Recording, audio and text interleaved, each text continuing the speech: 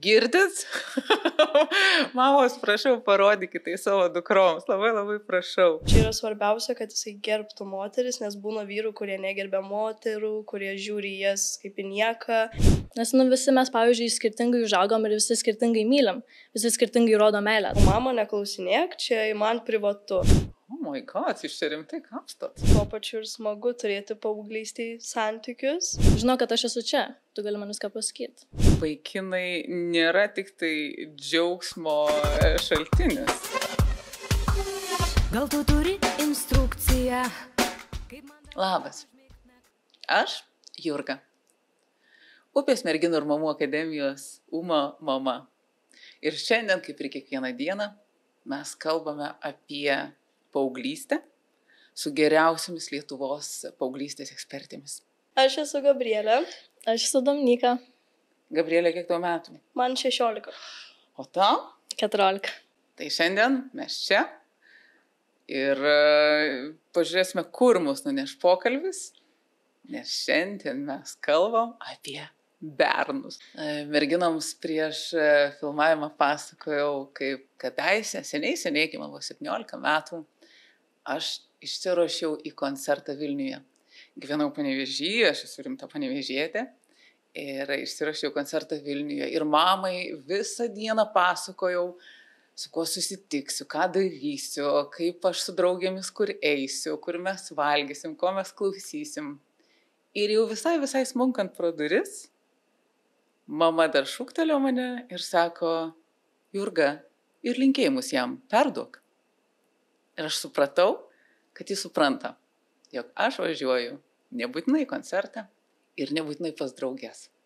Tai šiandien aš labai noriu, merginos, jūsų įžvalgų ir patarimų, kaip mamoms, žinant, kad jų nuostabes dukras nužvelginėja, išsirenka, kviečia į pasimatymus vaikinai, kaip joms išgyventi, kaip joms nemirti iš nerimo, ar išleisti dukras į pasimatymus, o gal kaip tik neišleisti. Ne? Tai man labai reikės jūsų ekspertinės nuomonės. Bet prieš tai aš galiu jums po klausimą. Taip. O tu man gali greitai papasakoti, kaip turėtų atrodyti tobulas vaikinas? Aš manau, kad nėra tobulų vaikinų, bet jeigu tą, kaip aš norėčiau, Taip, žinoma. tai norėčiau, kad jisai turėtų gyvenime tikslų. Čia svarbiausia, kad turėtų, kad kurtųsi ateitį, kad žinotų, ko nori. Ir manau, kad gerbtų moteris. Čia yra svarbiausia, kad jisai gerbtų moteris, nes būna vyrų, kurie negerbia moterų, kurie žiūri jas kaip į nieką. Ir manau, čia yra svarbiausia. Geras, ačiū tau labai. Klausyk, aš tau turiu suktesnį klausimą. Oi. Įsivaizduok, kad galėtum draugauti su vaikinu iš bet kurio filmo arba bet kurio serialo. Tai ką išsirinktum? Oi, koks sunkus klausimas. Taigi aš žinau. Aš kai buvau maža, man labai patiko filmas Haris Poteris. Tai man tas Haris Poteris labai patiko. Ne tik filmas, bet ir tas pats veikėjas. Tai turbūt saiva. Nes jis toks labai stiprus. Ir man jis labai gražus buvo tada. Ir dar dabar labai gražus. O kas jame dar tokio? Stiprus, gražus? Jis taip niekada nepasiduoda. Toks jisai stengiasi. Jisai visada turi motivacijos, ko jisai savo tikslų visada siekia, kaip ir sakė, kad tikslai labai svarbu. Tai tas turbūt. Kaip nuostabu. Aš kai buvau paauglė, gal truputėlį anksčiau negu paauglė, aš turėjau planą ištekėti už Batmano. Batmanas nežinojo, nes aš neturėjau jam kaip pranešti. Tačiau aš užaugau ir ištekėjau už savo vyro. Ir man atrodo, kad ir jam ir man labai pasisekė. Gerai, bet mes grįžkim prie vaikinų ir grįžkim prie mamų. Aš dažnai skaitau portalus, kuriuose uždaras ir atviras grupės, kur mamos teiraujasi vienos kitų patarimų. Ir labai neseniai perskaičiau tokį klausimą, ką daryti. Mano 13-metė dukra, 15-metis vaikinas pakvietė į kiną. Leisti ar neleisti? Aš matau, jūs šypsotės. Iš ko jūs šypsotės? Kas čia tokio juokingo? Aš manau, čia labai priklauso nuo pačių mamų, kaip jos elgėsi, kai jos pačios buvo mūsų amžiaus. Nes kaip jos tada elgėsi, gal jos bijo, jeigu jos kažką padarė blogo, pavyzdžiui, būdamas mūsų amžiaus, gal jos todėl ir bijo, kad mums kažkas tokio atsitiktų. Tai gal todėl, kartais bijo ir eina tenai klausti patarimų visų. Kaip įdomu. O tu kaip galvoji? Aš tai galvoju, man iš patirties, tai mama visą laiką bando sužinoti apie jį, kas jis toks ir taip toliau, nes jinai niekada manęs neišleidžia su bet kuo. Kur nepažįsta, ar tiesiog pasakiau, aš einu ir jinai, jo, gerai, bet ne, jinai visą laiką, kas jis toks, iš kur jis, ką jis veikia, kaip jis mokos, kur mokos, tai paklausė. Bet jo, manau, kad iš mamų patirčių, kaip jos pačios buvo ir kas jom buvo, tai manau ir tas yra. O jūs manot, kad mamos turėjo patirčių? Visi turėjo patirčių, tikrai. Gerai. Aš sutinku dažnai merginų, kurios atvažiuoja pas mus į stovyklas ir sako, ta mano mama, ji visą laiką, jinai super prižiūrėtoja atrodo. Jinai viską turi išsiklausti, išsiaiškinti, kad aš jai pasakyčiau, su kuo būsiu, kur būsiu. Girdžiu, kad tavo mama galbūt elgiasi panašiai, nebūtinai yra super prižiūrėtoja. Ir galvoju, ar tau yra patogu, ar tu jautiesi saugiai, ar tu nesijauti pernelyg kontroliuojama? Kai jinai manęs paklausė kai kurių klausimų, kur noriu sužinoti, tai ne, aš nesijaučiu taip, kad jinai čia kažką bando per daug, aš manau, kad vis tiek rūpestis.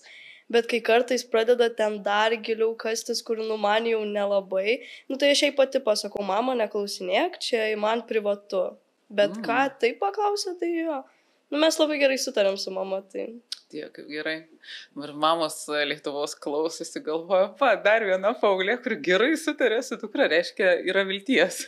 Taip, aišku. Man tai, pavyzdžiui, tiesiog pačiai smagu pasakoti apie tenai kokį berniuką, kurie susitikus. Man tiesiog, man smagu pasakoti, jeigu paklausė, aš viską sakau. Man labai smagu. O svarbi mamos nuomonė? Labai. Svarbiausia turbūt iš visų. Geras. O tau svarbu, jeigu mama sakytų, žiūrėk, su šituo jaunuoliu niekur. Jo, man labai. Aš atsimenu, jinai man patiko vienas berniukas ir jinai man sako, man nepatinka jisai. Ir aš sakau, gerai, man irgi nebepatinka, nes man iš karto pakeitė nuomonę mano.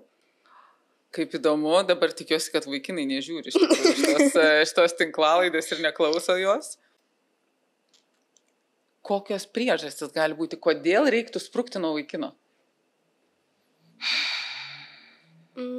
Nepagarba moterim. Nepagarba. Nesistengia, vien apie save galvoja, jeigu nežino tiesiog, kaip elgtis su moterim. O kaip reikia elgtis su moterim? Gerbti, svarbiausias dalykas tikrai, kaip ir sakė, stengtis labai dėl jų, ir dėl savęs, dėl mūsų abiejų, taip. Tiesiog parodyti tą meilę, manau, labiausiai. Taip, mokėti parodyti.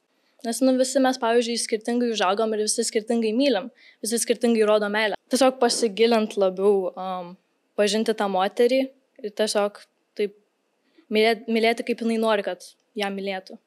Oh my God, jūs čia rimtai kapstot.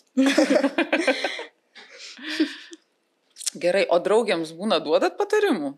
Visą laiką. Aš irgi visada man rašo, kad jeigu reikia patarimų, visada man skambina, ar apsiverkusios, ar ne, tiesiog reikia. Tai aš visada padedu. Jo, aš gal ne visada geri tenai tokie padėjimai, bet... Bet skaudžiausia, kai draugė paskambina apsiverkus ir tada ir tokia situacija, kur aš nebuvus tokio ir tada nežinai, ką pasakyti. Tiesiog taip nori apsikabinti, pavyzdžiui, o jūs tiesiog skambinatės per telefoną ir negali apsikabinti ir nežinai, ką pasakyti, tiesiog čia skaudžiausia labai. O ką daryti tokiu atveju? Iš ties. Turite draugę, draugė yra tokioj klampioj pelkiai, jūs nesat buvę tokioj situacijai, ką jai daryti? Tiesiog, kad jinai žinotų, kad mes visada esam šalia, kad jinai visada gali mums išsipasakoti, tiesiog gal kartais paklausti, kaip aš tau galiu dabar padėti. Gal jai tiesiog reikia, kad išklausyti. Gal jai nereikia tiesiog kažkaip ten padėti, kažkokių tenai frazų sakyti ar kažko. Tiesiog, kad žinau, kad aš esu čia. Tu gali man viską pasakyti. Mes tai su draugė taip darom, jeigu kažkurie apsiverkus, tai mes paskambinam ir mes sakom, aš tau iškviečiu Boltą pas mane ir mes nakvojam. Ir tavo, tai mes su geriausia draugė vis laik taip darom, nes jeigu apsiverkusios arba blogos nuotaikos, iš karto sakom, atvažiuok pas mane, nakvosim, pasidarysim kažką ir vis laiko tai būna. Tai va, aš visada atvažiuoju pas draugės. Aš net neklausiu, sakau, aš atvažiuoju pas tave. Bet aš buvau ir pas ją atvažiavus, kai buvo blogai. Ir Jo, labai daug atsimenu. draugų. Jo. Aš girdžiu, kad jūs labai smarkiai palaikot vieną kitą ir palaikote savo draugės, o yra tekę, kada draugai sakyt, žiūrėk, eik pas mamą, pasakyk mamai. Jo, aš sakiau. Ar niekada? Nelabai. Nu, aš pati niekada neįčiau pas mamą, jeigu man ten dėl kažkokio berno būtų problemas. Nu, nežinau. Geras, o kodėl? Nu, aš nežinau. Tiesiog gal nejauku būtų pasakoti apie tokius dalykus mamai. Gal jinai pati nežinot, gal jai pačiai nejauku būtų. Nežinot, ką pasakyti. Kaip manai, turi jinai patirties gyvenime? Nu, jo, tikrai turi, aišku turi. Nu, bet, nežinau, pas mus namie niekada nebuvo jokių vyrų, tai gal tiesiog dėl to nelabai jauku būtų. Supratau. O tu sakai, kad esi sakiusi, eik pas mamą. Aš žinau, kad negali išduot, nes visa Lietuva klausosi. Dėl kokių dalykų, dėl kokių problemų tu galėtumei drąsiai draugiai sakyti, žiūrėk, eini pas mamą ir pasakai, nepriklausomai nuo to, kaip nesireaguos. Aš manau, kad jeigu yra tokia situacija, kur aš negalėčiau jai padėti niekaip, kur aš nebuvus tokioj situacijai ir aš jai pasakyčiau, eik pas mamą, gal jinai tau padės, gal jinai buvo šitoj situacijai, nes man irgi buvo taip, kai man niekas, man niekas negalėjo padėti, nes nei viena iš mano draugių nebuvo tokioj situacijai, tai aš nuėjau pas mamą, išsiverkiau glėbį ir man daug geriau buvo. Girdit? Mamos, prašau, parodykite tai savo dukroms, labai labai prašau, nes kartais iš ties jos gali galvoti, kad mama nesupras, nežinos, ką pasakyti, bet taip svarbu. Aš taip tikiuosi, kad jeigu mano dukroms kada nors bus juodas laikas gyvenime, kad jos ras jėgų ateiti pas mane. Labai labai tikiuosi, labai labai noriu, turiu 2 dukras pati ir taip nerimauju, kad jos galėtų tiesiog pasižiūrėti mane, galvoti, ne, kitai tikrai nežinos. Man būtų labai baisu. Gerai, man dar grįžkim prie tų vaikinų. Gerai? Tai kada sprukti? Kai vaikinas nepagarbus, taip? Taip. Gerai, tvarka. Kada dar? Nerodo dėmesio, visiškai nerodo, visą laiką nori, kad tu rodytum jam, bet ne jisai pats. Aha. Nesistengia. Nesistengia. Aš girdžiu, tu jau kelintą kartą sakai šitą žodį. Tau jis labai svarbus. Labai. Gal galim susivienodinti žodyną, ką tau reiškia stengtis? Nu, jeigu, pavyzdžiui, jeigu kartu būnam ir mes einam, pavyzdžiui, parduotuvėje ir aš pamatau gėles ir aš pasakau, kad, man labai gražios jos. Jis tiesiog praignoruoja. Ir jisai, tiesiog niekada apie tai nepagalvoja, kas man, pavyzdžiui, patinka. Kad jisai pagalvotų, kas man patinka ir pasistengtų kažkaip. Arba dar aukojimasis labai svarbu, kad jeigu, pavyzdžiui, jis kažko žiūri nenori daryti, jis vis tiek padaro, nes aš noriu. Tai šitas labai svarbu, manau. Ar čia neaikštinga? Aikštinga? Gali būti ir aikštinga. Bet tas stengimasis irgi ne vis laik privalomas nuo pinigų. Pavyzdžiui, kad ten kažką tau nupirktų. Fainai, kai parašo myliu tave, gražėsi. Tokie maži dalykai irgi daug labai ką dadeda. Tai gali būti ir koks laiškas. Tiesiog parašyti, kad rodo, kad stengiasi, kad jam rūpi. Šitas, tai reiškia tas stengiasi. Ar aš teisingai girdžiu, kad jūs sakot, jog kai kuriems dalykams pinigų net nereikia? Aišku. Taip. Ta prasme. Viską galima su savo rankom padaryti arba su žodžiais. Tikrai nereikia tenai pirkti. Jo, su veiksmais. Va. Viskas įmanoma. Geras. Man dar labai smalsu, kai aš buvau paauglė, Galbūt dabar viskas pasikeitė ir gyvenimas yra visiškai kitoks. Kai aš buvau paauglė, aš keletą metų gana smarkiai išgyvenau faktą, kad mano draugės jau turi vaikinus, o aš neturiu. Ir neturėjau aš jo, dabar galvoju, kai jau analizuoju situaciją, iš išdidumo. Aš buvau tokia išdidi, kad man nebūtinai tiko tie vaikinai, kurie man rodė dėmesį. Tokie standartai aukšti turbūt. Kas formuoja standartus? Aš suprantu, Haris Poteris. filmai tikrai. Aha. Gal turbūt kaip ir galėtų būti tėčiai, šeimoje kažkas, kas labai labai tavim rūpinas ir tu tiesiog taip lepina.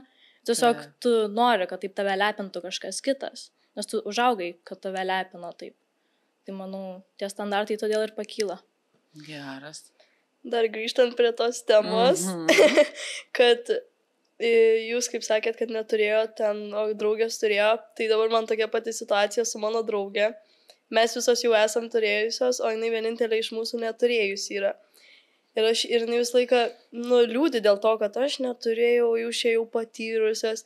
Ir aš jai sakau, tu džiaugis, kad tu dar neturėjai, kad tu nepraėjai pro tą, ką pro mes praėjom. Ir gal tu būsi protingesnė, bet aš ir matau joje tą išdidumą, dėl ko jinai gali neturėti, nes pas ją irgi tokie standartai aukšti. Tai. Bet aš manau, kad čia labai gerai turėti aukštus standartus, nes tu tada surandi tokį berną, kuris tikrai geras, kuris tikrai tau. Tie standartai tikrai labai gerai. Sutinku. Ir žinai, draugiai linkėjimų ir pasakai, kad jos laukia nuotykiai. Man taip nuostabu yra sutikti jauną žmogų, kuris dar nėra patyręs meilės. Ne? Nes jos dar laukia viskas, ir drugeliai pilve, ir nerimas, ir laukimas, ar paskambins, ar parašys. Visa tai jos dar laukia. Čia kaip gerą knygą turėt perskaityti. Tavęs dar laukia nuotykiai, tu dar neskaitai iš tos knygos. Aš už ją džiaugiuosi. Tai didelių linkėjimų. Taip, o iš kitos pusės paimant šitą situaciją, o nėra spaudimo turėti vaikiną? Pats tokio... visos turi, tu čia neturi. Nemanau. Šiais laikais ramu, ar ne? Jo. Kaip tik kai kurie dar sako, kad dar geriau, kad tu dar neturėjai. Kad ir nereikia dabar, pavyzdžiui, ypač. Nes ką, susirandi 14 metų vaikiną ir tu tipo, ko tu tikiesi iš jo? Vis tiek kažkas bus, susipyksit, baigsis santykiai ir tiesiog kas liks, tai tiesiog įskaudinta širdis, labai skaudės ir viskas, nes, labai retai, kada tenai 14 metų susitinki kažkokį vaikiną ir tu su juo tenai susitoki. Tikrai labai retai. Tai, tu kai jau įeini į tokius santykius labai jauna, tai tu jau žinai, kam turi ruoštis, tokiam, kad jau skaudėtų tikrai po to. Bet aišku, tuo pačiu ir smagu turėti paauglystėj santykius, nes tu išgyveni tą pirmą meilę. Ir tu išgyveni tas visus ankstyvus drugelius, ten dabar kaip pavyzdžiui, man 16, tai labai smagu viską tą pajausti, bet aš jau dabar pajaučiau ir galvoju, ne, dabar geriau aš tą paauglystę atgyvensiu, viena, smagiau bus, su draugiam, nieko nerūpės, neturi rūpesčių kitokių. Tai... Kaip smalsu, o kam trukdo vaikinai? Gyvenime, kam jie trukdo? Kai kurie vaikinai yra labai jie kontroliuoja tave. Ir, pavyzdžiui, man buvo taip, kad aš negalėdavau su draugiam savo susitikti, nes manim nepasitikėdavo, nors aš nieko niekada nebuvau padarius, kad manim nepasitikėtų. Ir tai buvo, kad viską kontroliuoja, kur eini, ką darai, kodėl taip darai, nenakvok su draugiam, nebūk su draugiam. Ir aš praleidau gal pusę metų nebuvimo su draugiam ir aš galvoju, ne, man to tikrai daugiau nereikia. Aišku, yra ir gerų bernų, tikrai yra, bet man tokia situacija pasitaikė. Dieve, aš tikiuosi, kad klauso dabar ne tik mamos, bet ir mamų paauglės dukros. Ir joms pačioms yra labai svarbu suprasti, kad vaikinai nėra tik tai džiaugsmo šaltinis, kad kartais iš tiesų daug reikalaujantis, kontroliuojantis vaikinas yra vienas vargas. Mes, žinokit, merginos, judam į pabaigą. Aš net nepradėjau. Rimtai? Įsivaizduokit. Greit. Šitaip greitai praeina laikas. Ir aš net nespėjau jums užduoti visų savo klausimų. Bet galbūt jūs galėtumėt dabar duoti po instrukciją paauglių merginų mamoms. Ką daryti, kaip joms labiau pasitikėti savo dukromis, kai aplink jas pradeda suktis vyrukai, kai aplink jas pradeda suktis vaikinai. Kokį galėtumėt gyvenimišką patarimą duoti mamoms? Aš manau, kad geriausias dalykas būtų pasikalbėti, bet nekontroliavimas. Tikrai pasikalbėti atvirai su dukra, jokio kontroliavimo, kad tu to nedaryk. Pasikalbėk, kas yra blogai, kas yra gerai, savo patirtį pasakyk ir manau tas labai gerai, nes kartais būna mamos, kur jos, ne tai, kad jos pasikalba gražiai ir patarė, jos sako, kad tu to būtinai nedaryk, tu negali to daryti, tai yra labai blogai. Ir tada tai būna smalsu, gal tai padarysiu. Ne, tiesiog pakalbėkit. Ir tas geriausia bus. Man taip smalsu būtų paklausti, ką tu esi padarius, ko tau sakė nedaryti, bet tu man nieko nesaky, gerai? Kitam kartui. Gerai, kitam kartui pasiliksim. Ar tu turi instrukciją? Aš labai pritariu jai, ką jinai čia ką tik pasakė, tiesiog pasikalbėti. Aišku, galima perspėti, viskas gerai, perspėti iš savo patirties, tenai viską papasakoti, kas blogai, kas gerai, bet, nekontroliuoti tiesiog, kad įsikalbėtų apie tą berniuką, kaip tu jautiesi, pavyzdžiui, apie jį. Va tai va. Tiesiog palaikyti, manau, padėti, palaikyti. Jeigu kažko nežinau, visada tiesiog tai pasakyti, kad jeigu kažkas sunkus metas tau su juo bus, tai tu visada gali pas mane ateiti. Aš tau padėsiu. Bet aišku, dar vienas dalykas, kad mamos sužinotų, ar jie geri vaikai.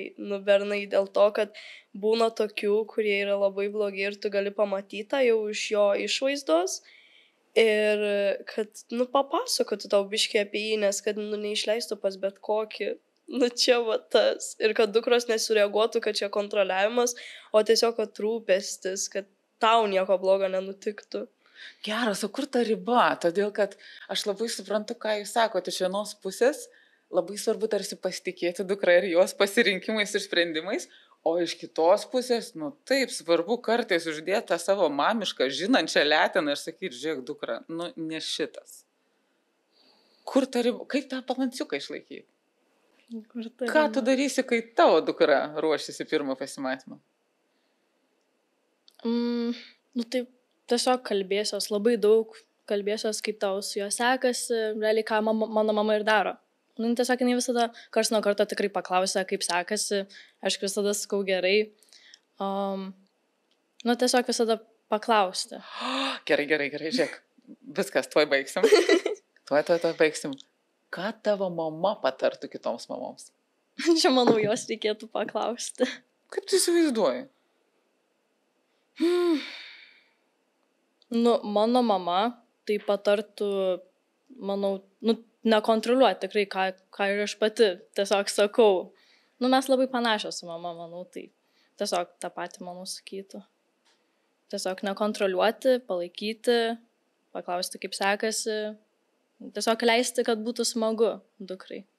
Svarbu, kad smagu būtų.